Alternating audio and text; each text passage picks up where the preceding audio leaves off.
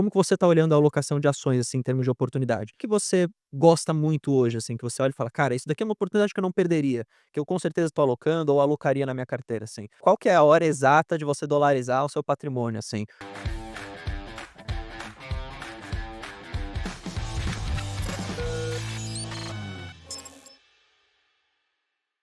E uma questão é a seguinte, tem muita incerteza no Brasil, muito risco, muito ruído político. Como que você está olhando esse cenário para os investimentos? Está vendo como uma oportunidade ou você ainda está ou você por alguma razão está vendo isso como um risco muito grande, fica de fora, espera para ver, como que você está concentrando isso na sua estratégia, na sua carteira? E claro, se quiser falar um pouquinho dos clientes também acho que é legal, se quiser. Legal. Acho que o cenário atual ele tá sendo bem didático, tá sendo uma Com boa certeza, escola aí concordo. para muitos investidores que chegaram no mercado nos últimos 5 anos, É, concordo. porque essa galera até enfrentou ali a crise do covid, mas foi uma crise muito rápida, né, Foi. no mercado financeiro, né. Depois voltou tudo a subir, né, muito fácil. É, caiu rápido, voltou rápido, Uhum, então agora eles estão vendo o que que é uma crise de verdade, né, que é ver a bolsa no mesmo patamar, putz, há 3, 4 anos, hum. ver os juros, né, que subiram, começou a ter um ciclo de queda e já voltou para o ciclo de alta, juros futuros lá em cima. É nessa hora acho que fica bastante o aprendizado, nessa hora muitos descobrem sua real tolerância ao risco. Mas assim, falando de como eu enxergo isso, cara, acabo enxergando com bastante otimismo, né. Uhum. Porque é o cenário clássico dos livros de investimentos que dizem: "Olha, quando tiver tudo ruim, notícias ruins, pessimismo no ar, é ali que vão estar os bons preços". A gente tá vendo bons preços em tudo, né, tu vai comprar uma NTN-B, pô, IPCA mais quase 8, 7 e muito, pré-fixado 15, 15 e tanto, porra, fundos imobiliários descontados, ações descontadas. Então, eh é um cenário, assim, que se eu fosse fazer uma aposta para os próximos 10 anos, eu acredito que, pô, quem conseguir fazer bastante aporte agora vai estar muito bem posicionado se fizer o feijão com arroz bem feito, Uhum. né, não ficar pulando, né, de uma classe de ativos para outra.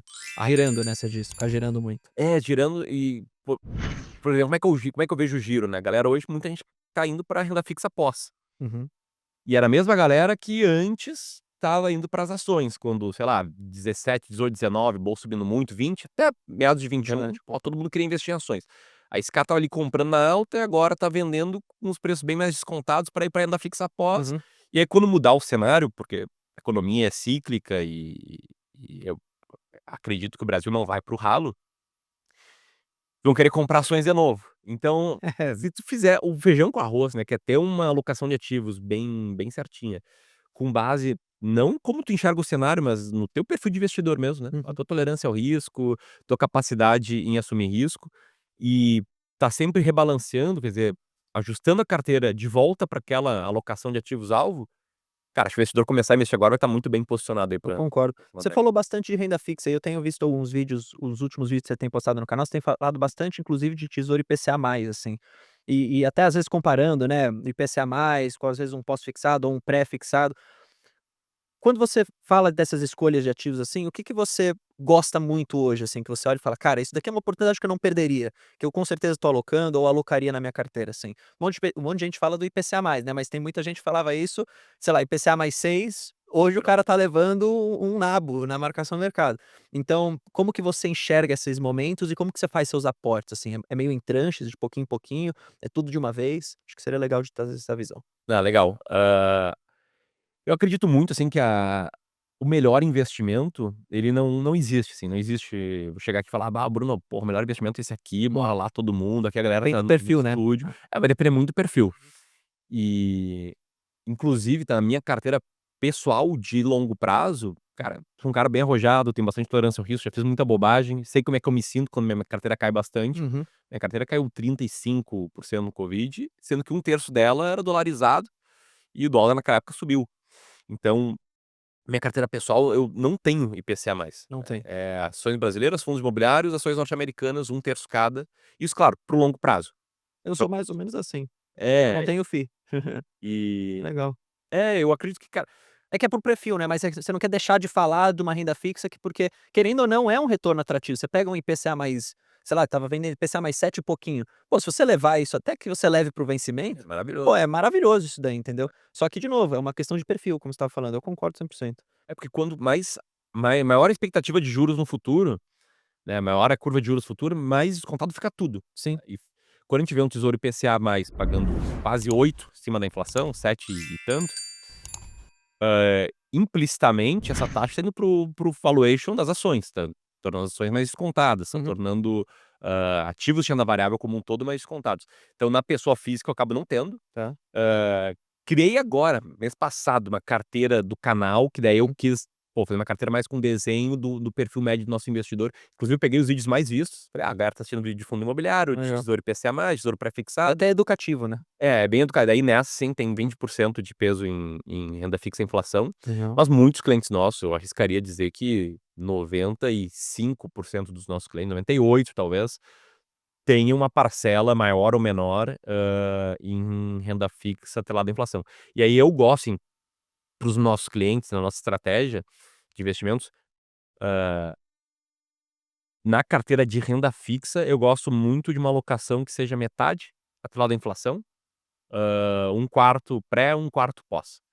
Que ali o pós vai ser o feijão com arroz, vai tirar a volatilidade, vai estar sempre subindo um pouco. Se a inflação subir, a taxa Selic vai subir e vai também te proteger da inflação. O atrelado à inflação vai ter uma proteção direta da inflação, com ganho real bem claro, então vai Uhum. até te ajudar a fazer conta, né, de quanto que essa carteira tende a render no longo prazo, onde é que tu vai Exato. chegar. E o pré-fixado, aí sim tem um pouquinho de mais risco no sentido de, pô, se a inflação vem muito acima do esperado, ali teu ganho é menor, mas também, poxa, o que que a gente viu ali em 2016, né, a gente viu o pré-fixado pagando 17. É, depender de como que você trava, né. É, e pô, o cara podia travar por 5, 6 anos. Uhum. Se o cara travasse ali em 17, em 2016, 17% ao ano por 5 anos, o que que foi a inflação média nos 5 anos seguintes? Foi 5, 5,5. Então o cara fez inflação mais 10, inflação mais 11, 12. Verdade. Então eu gosto de ter também a parte do pré, e geralmente essa proporção, metade inflação, 1/4 pré, 1/4 pós. Legal. Você falou que gosta também de ações, assim, e aí eu até estava vendo vários podcasts aqui de uns gestores e uma frase me pegou uma vez do gestor do Otávio Magalhães, se eu não me engano, que lá da Guepardo.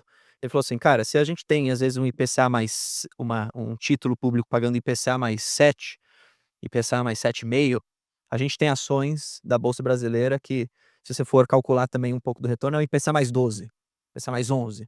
Então, é claro que você tem talvez uma questão de risco envolvida diferente, mas você tem um retorno esperado talvez melhor nesse momento nas empresas, dado que você tem muito desconto e, querendo ou não, resultados bons das empresas. As empresas, a grande parte das empresas, não estão trazendo resultados ruins de determinados setores, né, setores mais perenes, eu diria. E tá muito descontado. Então como que você o que que você tá olhando, assim, na bolsa? Porque uma coisa é fato, né, o pessoal fala: "Ah, tá barato". Beleza, o cara olha lá na tudo tá barato, é verdade. Você olha os múltiplos, você olha a PL projetado de Ibov e tudo. Só que aí, às vezes, o cara vai: "Pô, vou comprar uma aérea". Então, ou vou comprar um varejo que tá, às vezes, muito alavancado, que não tá gerando caixa. Não necessariamente é uma oportunidade, porque pode ficar mais barato ainda. Só que, por um outro lado, você tem empresas que estão trazendo resultados muito bons. Como que você tá olhando a alocação de ações, assim, em termos de oportunidade? Você compra um pouco de tudo? Você compra ETF? Você compra setores específicos? Legal, acho que é boa pergunta, porque a resposta, né, acho que vai dar pra deixar claro, assim, como é que a gente pensa investimento. Exato. Dando um passo pra trás, tá, já vou responder a pergunta, mas eu vejo muito que, na média, os investidores são extremamente enviesados, né. Tem Com várias certeza. heurísticas e viéses comportamentais que atrapalham a tomada de decisão. Eu vi isso na prática, inclusive nos meus anos como analista de ações, né. Que eu fazia? Eu analisava alguns setores, setor de alimento e bebida, setor de seguros, e transporte. E aí eu tentava lá, pô, pegava o resultado histórico, falava com o RI da empresa, falava com o fornecedor, falava com, outros players, falava eventualmente com alguns clientes e tentava projetar o que ia acontecer no futuro. Cara, eu errava demais, assim, errava muito, porque eu costumava, dar um peso muito grande às informações que estavam disponíveis mais facilmente disponíveis na minha cabeça, que tinham sido recebidas mais recentemente no meu cérebro. E eu percebi, assim, que, cara, muitas vezes eu errava essa projeção futura e comecei a perceber que não era eu, não era uma questão de: "Pô, o Ramiro é incompetente, erra a projeção futura". Comecei a entender que é muito comum do investidor médio errar a projeção. Uhum. E lá pelas tantas, eu, nessa época, acabei lendo um livro chamado A Fórmula Mágica de Joe É, Greenblatt. legal esse. Foi traduzido alguns anos atrás com esse nome, né, que é o Uhum. The Little Book That Beats the Market, É. em inglês. E aquela forma de investir muito mais simples, né, não simplista, mas simples, Cara, explodiu minha cabeça, sim, me mudou completamente a forma com que eu pensava o mercado. E é bom por esse livro, porque ele é muito bem escrito, ele é muito simples. Uhum. Quem escreveu, o autor, né, o Joe Greenblatt, ele, poxa, é um gestor com track record muito bom, É muito né, bom mesmo esse livro. um dos grandes rockstars, assim, da indústria. E aí, cara, eu gostei muito daquela tese, daquela ideia, eu quis me aprofundar nela. E aí eu comecei a estudar um material mais aprofundado sobre estratégias quantitativas de seleção de ações.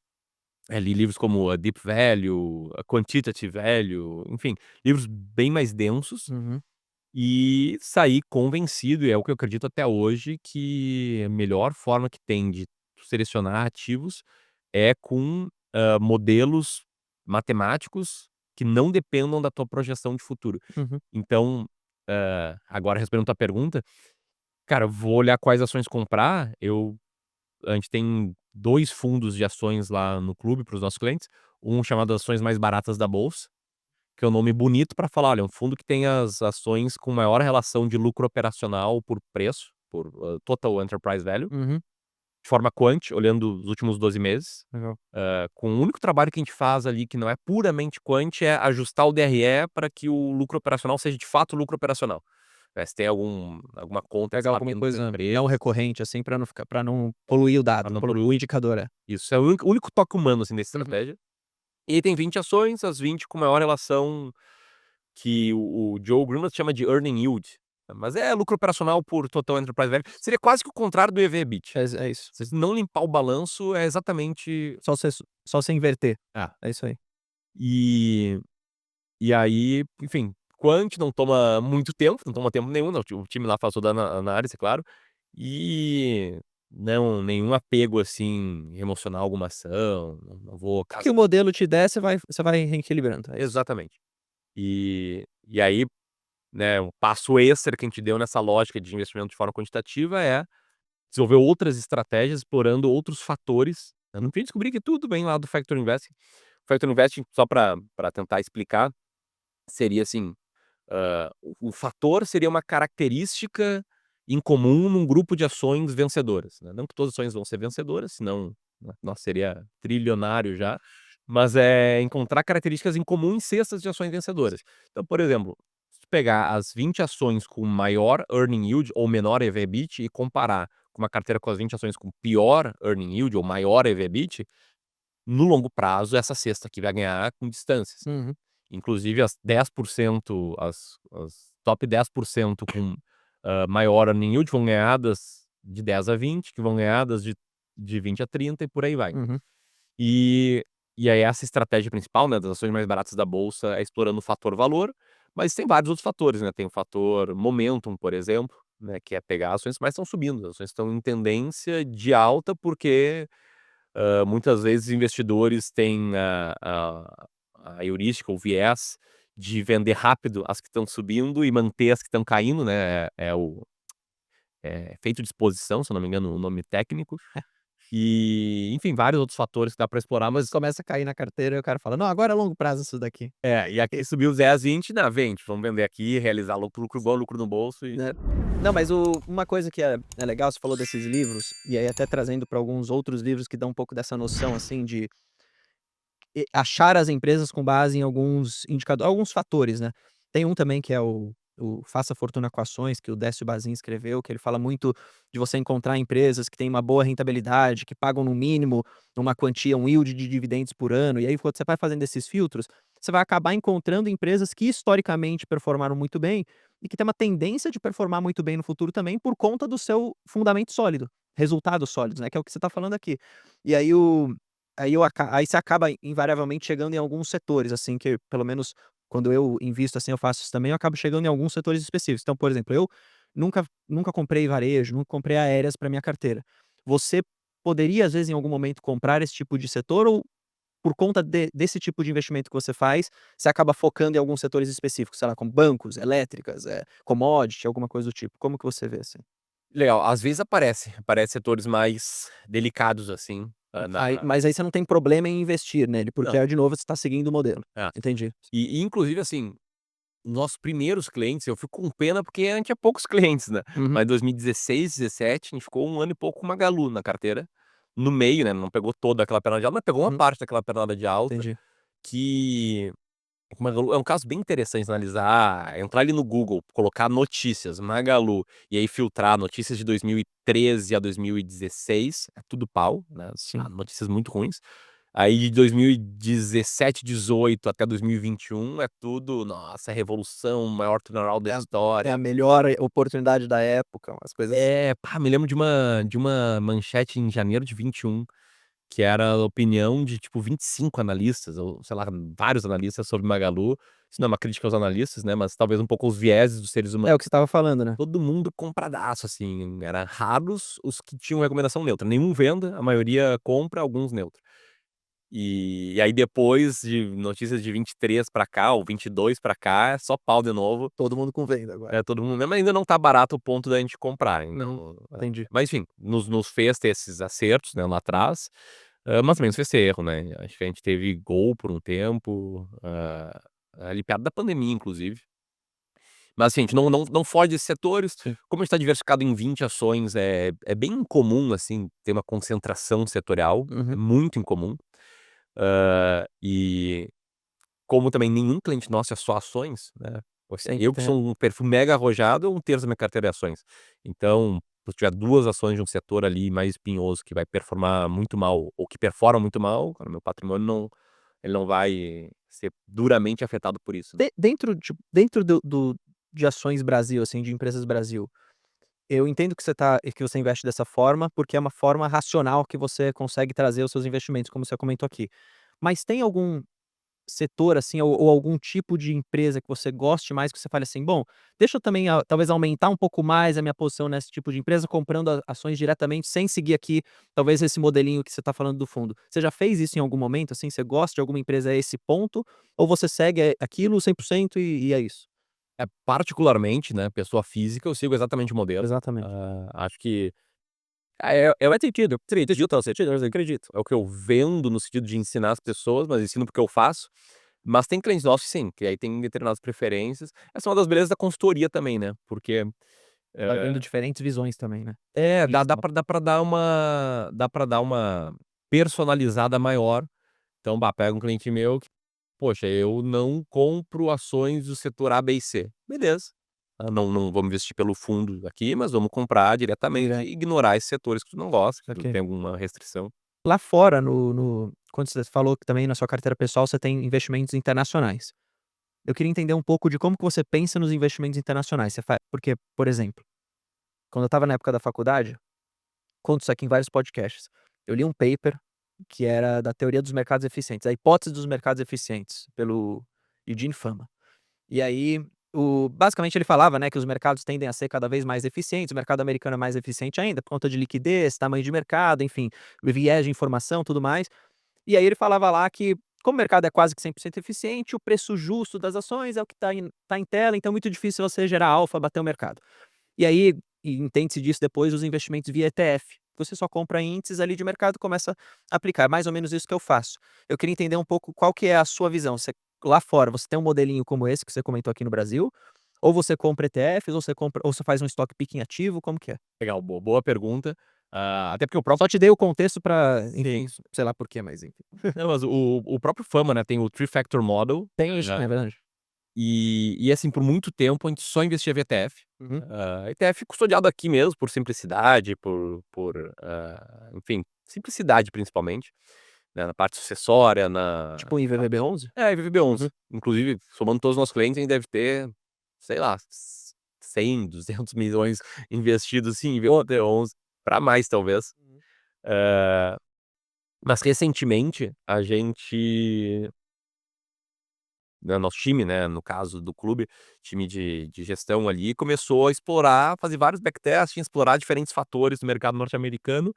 E assim, janelas longas, eles performam acima da média do mercado.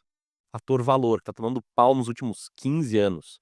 Se pega desde os anos 80, somado até agora, pô, ganha na média do mercado. Fator momentum é um que tá performando melhor, inclusive no período mais recente. Fator quality. Então, o que que a gente fez? A gente fez um fundo de momentum, norte-americano, 20 ações no momento. Só que o que a gente acabou percebendo logo que esse fundo, entrou no ar, é que ele tinha muito mais vol que o S&P 500. Uhum. O S&P 500 tem 500 diferentes empresas, ele não tá tão concentrado. É claro que algumas têm pesos maiores, né, as principais, mas ele não é um benchmark extremamente concentrado, Uhum. e um fundo com 20 ações é 5% cada. E a gente começou a perceber que lá era bem volátil, assim, era dia que, cara, subia 5, dia que caía 7, dia que subia 8. E Tem aí que ter estômago, tem né. que ter estômago e, assim, eh, pensando no perfil do nosso cliente, né, Uhum. o perfil do nosso cliente, nos contrata querendo preservar e multiplicar o patrimônio, são, empresários, médicos, pessoas com pouco tempo, que têm uma renda ativa alta, que, enfim, às vezes, talvez eles não queiram maximizar o retorno, e sim, pô, Dormir minimizar a tranquilo, volatilidade. né. Então, que a gente fez? A gente não colocou esse fundo na carteira dos clientes, só ele, né, às vezes combinamos ele com o ETF, e agora a gente tá vendo mudanças para colocar também um segundo fator nesse fundo, que é o quality, aí diversifica mais, Uhum. são mais ações, menos vol, e estamos aí de olho na vol diária ali para ver se já é algo que faz sentido de Uma pergunta que, assim, que o pessoal sempre fica se indagando, né, e, pô, qual que é a hora exata de você dolarizar o seu patrimônio, assim? Que seja comprando dólar ou que seja também investindo lá fora, enfim, qual que é o momento ideal? O pessoal falava que a 4,50 não era o momento ideal, aí falava que a 5 não era o momento ideal, aí falava que a 5,50 não era o momento ideal, aí a 6 ainda não era o ideal. Como que você vê isso? Até do ponto de vista dos seus clientes, assim, o pessoal tá muito preocupado num momento exato de dolarizar ou o cara mais fala assim: "Cara, eu quero dolarizar hoje, independente de qual que seja o câmbio, deixa eu colocar meu capital lá fora". Como que é essa visão e a sua também, claro? legal. Na média, a visão do investidor, pessoa física, é a seguinte: "Cara, notícias estão ruins no Brasil, não tô gostando do que eu tô vendo, não tô gostando das decisões do STF, não tô gostando do governo, eu vou dolarizar". Independente do nível do câmbio, mais ou menos, ou É que não? geralmente quando isso acontece o câmbio tá esticado. Exato. Geralmente quando isso acontece o câmbio subiu 15, 20 Uhum. nesses últimos 12 meses. Assim como, vamos lá, voltando pra 2019, o pessoal não queria dolarizar. "Não, o Brasil aqui fez reforma trabalhista, reforma da previdência, tá fazendo as reformas, por que que eu vou dolarizar e comprar uma bolsa norte-americana que tá na máxima histórica?". Então, lá atrás a gente brigava pra falar: "Olha, é bom dolarizar. É bom, vai reduzir o risco da tua carteira, se der um problema no Brasil, isso aqui vai compensar a tua carteira, porque o dólar vai subir bastante". Uhum. E agora o que a gente tenta falar: "Olha, ainda assim, se o cara não tem dólar, é bom ter, é essencial ter, Sim, concordo. só que a gente tenta botar essa parte dolarizada independentemente do que a gente tá olhando do cenário, né". Eu acredito muito que o investidor tem que ter uma parte dolarizada, só que seria bom pensar nisso antes de dar o problema, né, seria bom contratar o seguro antes de bater o carro. Uhum. E agora fica mais fácil das pessoas entenderem a importância.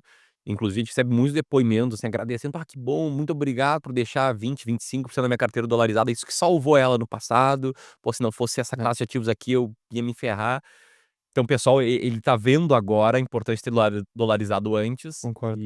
e particularmente é isso que eu penso, assim, eu dolarizei no momento um da minha carteira, mantenho lá 30%, 33%, e inclusive, né, os meus novos aportes, eles não estão indo para o dólar, pra parte dolarizada, porque ela tá com peso maior do que o alvo, né. Entendi. Eles estão indo para ações brasileiras majoritariamente, fundos imobiliários. Você tá seguindo o target da sua carteira, se é 30%, você vai querer sempre ter 30%, independente do que tá acontecendo. É isso aí. Legal, faz sentido. Um conselho, assim, que você daria, finge que tem um cara que tá começando a investir agora, o cara tá vendo, tá, pô, sei lá, meio perdido talvez com o que que pode acontecer com o Brasil, muita gente vendendo medo, aí hora falam que é oportunidade, hora falam que não é. Que como que você tranquilizaria essa pessoa e mostraria que faz sentido investir com viés de longo prazo e tudo mais? Eu quebraria, tá. Pega um investidor que tá começando, que nem eu estava começando lá atrás, Tá, com um beleza. patrimônio pequeno, um jovem, tá poupando ali, porra, parabéns, muito massa, tá poupando, tem que ter o hábito de investir, mas esquece investimentos. Eh, teu patrimônio vai ser construído pelo teu trabalho, foca em se tornar um profissional mais valioso, em empreender, intraempreender, aumentar tua renda. Assim, dos nossos 3.000 clientes lá de Wealth, 2.800 construíram patrimônio com o trabalho. Aí o cara chega lá: "Ah, vou começar com vocês com 1.000.000". Pô, esse 1.000.000 não veio de um acerto de investimento, Uhum, veio dele ter uma carreira de sucesso, ganhando mais do que gasta. E aí, é claro, a gente faz trabalho bom pra, daqui pra frente, preservar e multiplicar esse primeiro 1.000.000. E é uma coisa que eu demorei um pouco pra virar a chave, na minha trajetória, né, mas pega assim, um cara com R$ 100.000, pô, que é um bom patrimônio, que vai conseguir ter um retorno acima da inflação de 6, líquido de imposto, líquido de taxa. Pô, a gente tá falando que esse cara aqui vai ganhar 6.000 no ano de se ele não fizer aportes, né, que é que R$ 500 por mês. Uhum. Pô, baixa a cabeça, estuda, vira um profissional melhor, tu vai conseguir um aumento maior do que isso no teu trabalho, vai conseguir empreender, gerar mais renda do que isso. Não que assim, foda-se os investimentos, não é isso, né, mas, Concordo. muitas vezes os caras ficam 2 horas por dia, 5 horas por semana, ali, não, otimizando a vírgula, quando, pô, se tu otimizar na tua carreira, tu vai ganhar muito mais. Agora, para o cara que já tem um patrimônio grande e aí já começa a fazer muita diferença tu investir bem para tu investir mal, Com certeza. eu tentaria trazer essa ideia de pensar em prazos um pouco mais longos, de aprender com a história. Um exercício legal que a gente faz às vezes com os nossos clientes, e eu faço em conteúdos, é mostrar crises do passado, né, mostrar: "Ah, essa aqui era a capa da Folha de São Paulo". Pô, tem uma capa da Folha de São Paulo que é icônica, dia 11 de setembro de 98, se eu não me engano. É o mesmo dia depois. Nem tinha nascido ainda. Cara, pô. Nasci em 98, mas mais para o fim. E o que que é essa capa? Governo aumenta taxa Selic de 29,75 para 49,75. E se tu pegar os dados diários do Ibovespa ou do IBRX, o dia 10 de setembro, a véspera, quando Uhum. o governo aumentou a Selic, foi o fundo. E Ibov e IBRX tinham caído 60, 65%. Caraca.